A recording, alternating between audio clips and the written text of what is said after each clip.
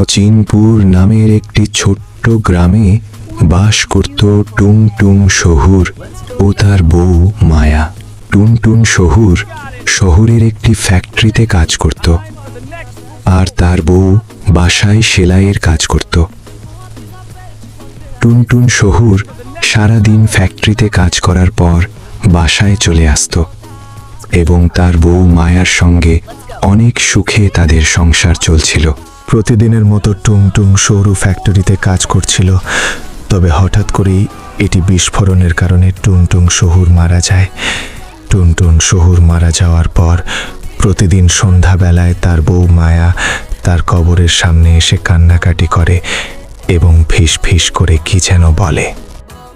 এই রকম ভিডিও পেতে অবশ্যই চ্যানেলটি সাবস্ক্রাইব করে পাশে থাকা বেল আইকনটি বাজিয়ে দিত। আর পরের পার্টের জন্য কমেন্ট করো নেক্সট পার্ট।